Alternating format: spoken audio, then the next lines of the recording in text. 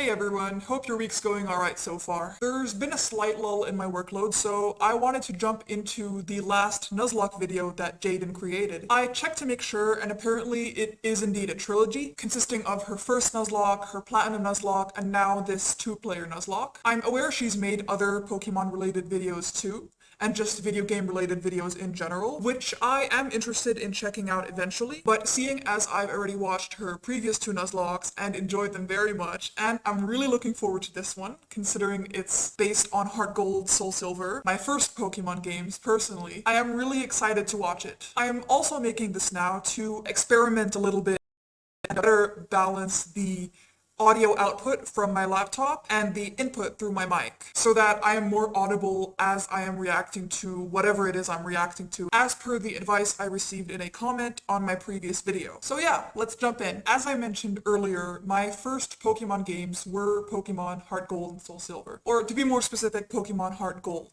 I played it when I was 10 years old, and it has a very special place in my heart. Now, I'm not sure whether it's the norm in the Pokemon fandom to GSS Gen 4 or Gen 2. I think it's considered Gen 4. I think remakes are generally just categorized in the generation during which they were released rather than the generation they are remakes of. But if HGSS is considered Gen 2, then Gen 2 is one of my favorite generations. And if not, then Gen 4 is still one of my favorite generations. I love Pokemon Heart Gold very, very deeply, largely due to the nostalgia factor, but I also enjoyed that it was just a very long Pokemon game with a lot of things to do. 16 gym leaders, 2 champions, there's just a lot to do, and it was quite a challenging Pokemon game as well. Felt like it took a longer time to beat, a longer time to prepare in, and grinding is kind of annoying sometimes, yeah, but it makes for a memorable experience in the sense that,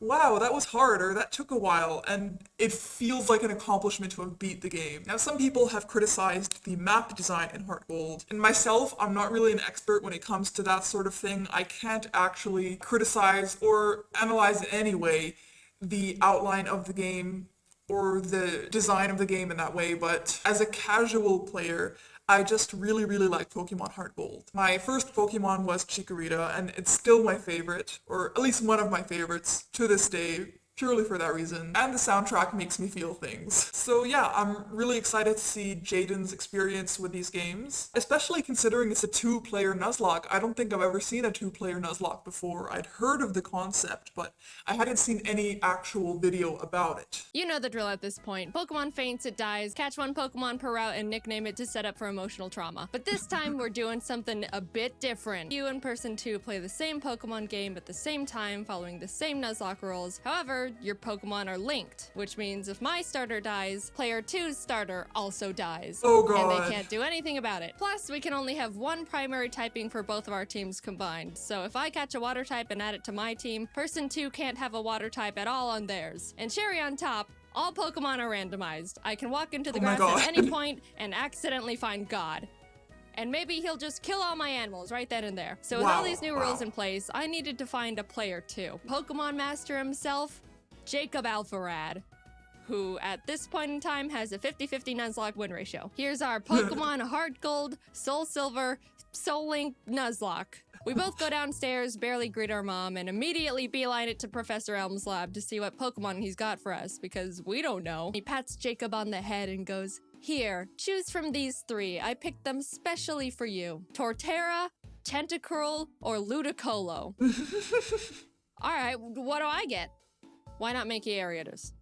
Awesome. Jacob takes Torterra and I take Mankey, and we name them Franklin. On our way to talk to Mr. Pokemon, Jacob runs into a Regirock in a random patch of grass, which just flat out explodes on him. No one died, luckily, but also, oh my god. We get an egg, and immediately Professor Elm calls and tells us he's been robbed and bullied. Silver. He really couldn't handle being alone for 10 minutes. On our way back to help a grown adult, we stumble onto a shady figure who scoffs, challenges us to a battle with Pokemon he stole from Elm, which we immediately win, scoffs again, then drops his wallet, passport, credit card, driver's license, social security, Target gift card on the ground in front of us. For the world to see. You can't be doing that when you're a wanted fugitive. Back in the lab, Elm is crying on the floor as the police and our neighbor are trying to comfort him, and the police asks us if we saw anyone suspicious. Yes.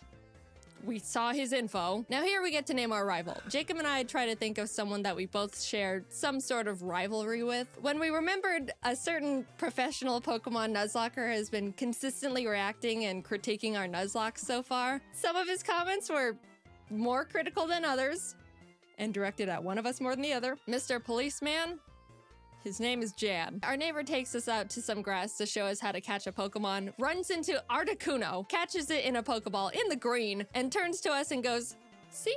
Just like that." We both run around in the grass, and our first encounters are I love the Arbok hybrid neighbor design. and Houndoom. This would have been awesome for Jacob if he could catch the dang thing. Since we only had Pokeballs, Houndoom was not getting in the ball. It's alright, there's plenty more encounters like Hoppip Farfetch that Jacob accidentally kills, or Geodude Gyarados that Jacob accidentally kills, or Tyrogue Charizard that Jacob accidentally kills. Oh my Hey, god! why do I get this? And Jacob gets all this.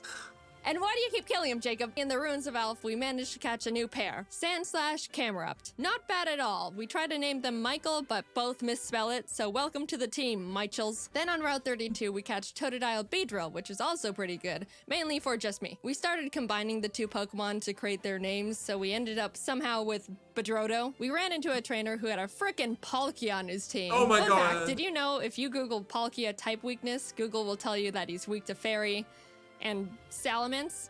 No other dragons, just Salamence. So Jacob and I started joking around every time we saw a Palkia. Oh no, if only I had a Salamence. It was kind of strange how many Palkias we ran into, but that didn't stop us from bullying every single one. So we take on Faulkner, the first gym leader, who has Kyogre Gym leader Bronzor music. and Metagross Dragonair. Oh my god. Oh my god. After a lot of difficulty, we both managed to beat him with no casualties. I don't know how that happened, but hey, everyone's alright. Oh, he's gonna take himself out. Oh my god! How about some encounters to lighten the mood? Oh, hello, Shuckle Suicune. That Jacob accidentally kills. In Azalea Town, we challenge Bugsy, For who fuck's luckily sake. wasn't as stacked as Faulkner. And as we step outside, Jan, who is surprised we haven't been demolished yet, yeah, I'm surprised too, challenges us to a battle, which we also win. Hehehe. We run into Mawile Deoxys in the forest, who someone accidentally kills, and make our way to Goldenrod. He hands me a Porygon 2, which I'm ecstatic about, turns to Jacob, and gives him Regigigas, which we can't use because they're both normal types. I hate Porygon 2 now after the Platinum Nuzlocke. I will never see it the same way again. Of course, you get the only normal type besides actual God. We beat Whitney and in the national park find Piplup Flaffy, which we name Plap. I pitched to Jacob that I'm willing to trade the Bedrodos to make room for this new pair, so he essentially switches Beedrill with Flaffy, which we shake on. Welcome to the team, Plaps. And then my Plap immediately almost gets killed. Oh my god. Jaiden. I'll fix it. Sorry, my bad. We find Dragonair Shuppet, which is an actually insane pair we could use right away. But yeah, I ended up killing that one. Look, I'm sorry, Jacob. It is harder than it looks to catch these things. We pour water on the strange trees on Route 36 that actually turn out to be Cradily Silcoon. We kinda named them Dillydoo and could have added them to the team as death fodder, but we ended up forgetting to. Which is, yeah, a pretty silly mistake, but what's the worst that could happen? Who needs death fodder in a Nuzlocke? As we were about to go down there, Jan runs up and is like, "You're only trying to catch Suicune to make yourselves look stronger than you actually are." And we're like, "No, we killed him a while ago." But he still wanted to battle, probably to show off the Mew he somehow found. We beat him yet again, go downstairs, scare off the dogs, and go challenge Morty. Jacob didn't have any trouble for the team Morty had for him, but for me, I was having a bit of a harder time because he had a Lugia, which neither me nor my team could even handle. All I could do was bubble beam it with Plap and pray I don't get crit one-shot as Jacob just sits there watching. But it ended up working out. We arrive in Olivine and climb the giant lighthouse, almost falling to our literal death along the way. Reach Jasmine at the top, who's like, "Climb back down and go get medicine for Amphi and Cianwood." And we were like, we almost died getting here. We encountered Abomasnow Pupitar, and I know what you're thinking. Yeah, we did catch them. Abomatar joined the team immediately, and suddenly we've got a pretty powerful lineup going on. Also, a random guy in town gifted us a Mewtwo and Weepinbell. Finally! I'm the one with the legend now! But we had to box him because we couldn't have two grass types. All of this sudden shared luck combined with our 0-death win streak got us feeling pretty confident which naturally means it's time to get kicked in the throat, specifically by a black belt martial artist. Gym leader Chuck was indescribably tough in the most bullcrap way possible. For me, Jacob had no trouble at all because he's Jacob. He had a Kingdra, which I brought Obamatar out for. Nothing else on my team could really do anything against it. The main drawback of this is Obamatar's Snow Warning ability, which creates hail, damaging every Pokemon, including my own. That's not an ice type. I'm gonna call it. Snow's gonna kill one of my Pokemon. Kingdra goes down, and Chuck's only other Pokemon, he's only got 2, is Frostlass, who, if you don't know, has Snowcloak. Snowcloak makes the Pokemon 20% harder to hit if there's hail. You want to know how many Pokemon in Gen 4 have this ability? Flashbacks. 5. 3 of which being Mamoswine. You want to know how many Pokemon there are in HeartGold Soul Silver? 493. Now, I know these odds sound pretty awful already, but you know what this Frostlass does? She uses Ominous Wind. Ominous Wind has a 10% chance to boost every single stat of the user. She gets the stat boost twice in a row. Oh my god! After a lot of strategizing, we both decided the best option for us would be to send in Michel as death fodder to heal up Oh, it's raining. Nice. I love rain. Please don't get another stat boost. He's good. He's so good. No. Oh my! Frostlass crit one-shots Michel as soon as he comes out. Poor Camerupt, he was so proud for making it out of Chuck's gym and then just falls over dead for no reason. I got Plap healed up and basically started heal stalling, which, sure, isn't a noble strategy, but come on. After literally struggling against my own bad luck for what felt like hours, finally, Frostlass goes down. Finally. Holy shit. Jacob practically drags me out of the gym and we head to the BC. We decided to add a pair we caught back on Route 35. I was admittedly, and I think justifiably, still really salty about what we just went through, but Jacob convinced me that we should just move on. We got our Darfels leveled up and returned to Olivine to feed Amphi the medicine that we picked up so Jasmine would finally do her job. And check this out. Already done. You're right. Oh my God. god. Look at our 2 screens real quick. Nah, it's alright. She also had a Geoxys. We headed to Mahogany Town, catching and adding Nidoran and Bibarel, named Beryl, to the team. And in the Lake of Rage, Jacob caught a Kyogre paired with my Swalot. We never used this pair, but I just wanted to mention it for reasons. We approached the glistening shadow of the lake beast, activate the encounter, and find a shiny Banerian Donphan. Not, you know, the best, but hey, free shiny Pokemon. Doesn't hurt to Oop, I killed it. That's, again, my bad. Kicks down the door to the Mahogany Town 7-Eleven, kills one of the guys in there, and runs into the Rocket hideout. Follow me and do all of the work. We were getting a bit too comfy, though, and as Jacob wasn't paying attention, mainly because he just got a chicken sandwich, Obamatar was killed by a Golem's Earthquake. Shit. Oh no. That was a really bad blow and stung much more because we weren't paying attention. But we did have to move on. We shoved our way to Rocket Executive and Big Boss Archer and give him a bit of a throat chop so he would calm down and stop doing whatever it is he was doing. And everyone is saved. On our way to Blackthorn, we catch Frostlass Corphish, which put me into a vengeful trauma spiral. You. And then Jacob caught himself both a Suicune and an Azelf. We arrived and took on Claire, who led with a Mewtwo against me, which at this point I shouldn't even be surprised. Oh man, it's lagging so much. We talked to the old man behind the gym and he's like, so do you beat your Pokemon? And we're like, no. And he's like, awesome. Claire, give him the stupid badge. It screeched, which I didn't pay attention to. And Ambipom double hit killed Franklin. Our starters died. Dude, no. That was really sad. We were about to make it to the Elite Four with them, and oh, the bam, mystery dungeon music. Not alive anymore. They were with us through everything. Pretty much the backbone to our teams. Man, Jan's gonna make so much fun of us when he finds out. As we're still mourning, the last Kimono girl rest spams with Wailord. Do you have any dignity, woman? We're lamenting over here. We try to leave and the girls are all, no. What legends do we find? The legendary Zangoose and Loudred. Finally, we have some freedom again, and as soon as we touch the water in Newbark to head to Victory Road, what pops up from the bottom of the lake but Entei himself? And Doduo. I remember getting so excited as a kid anytime Entei appeared or Raikou appeared.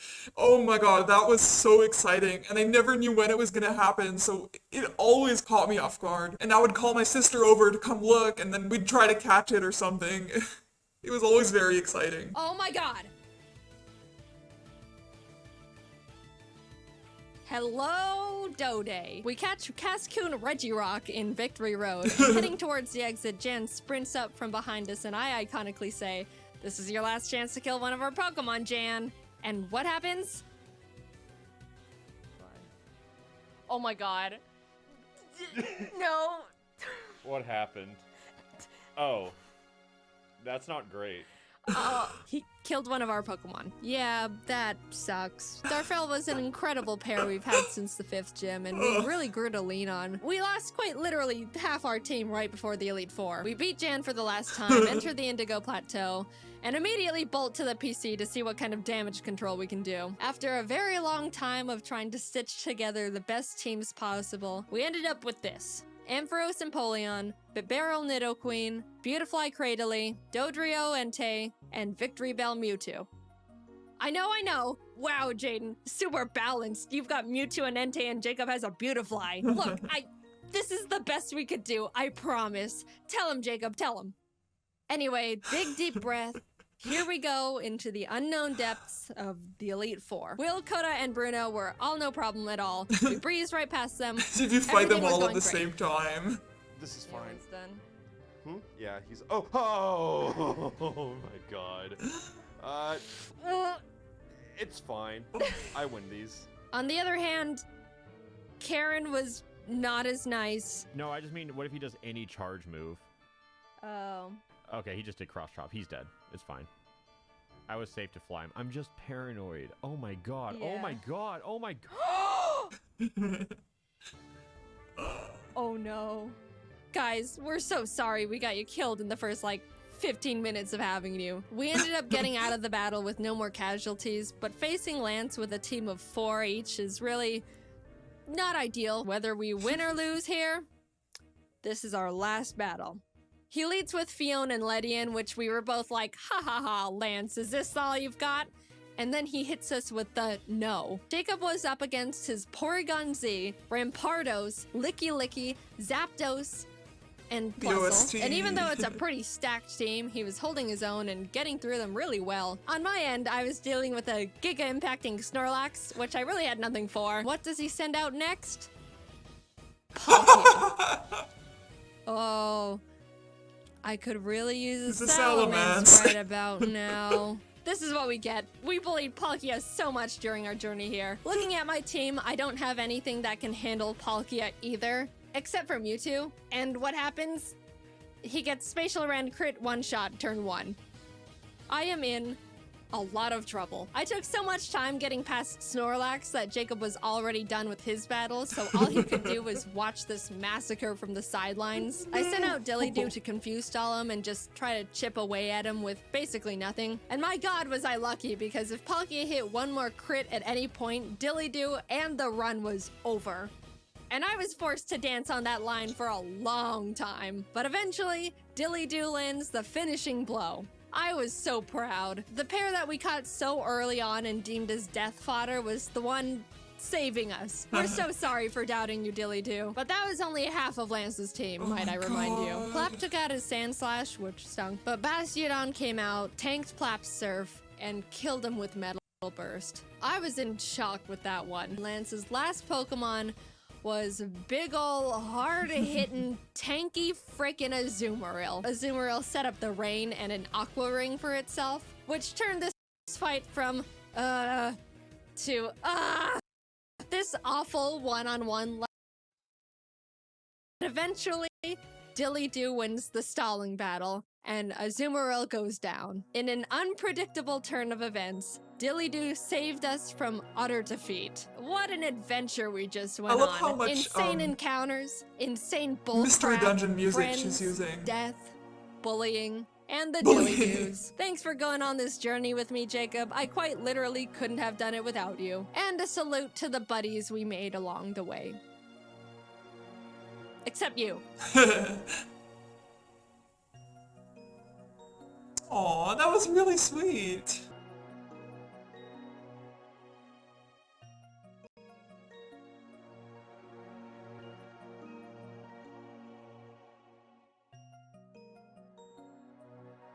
Aw.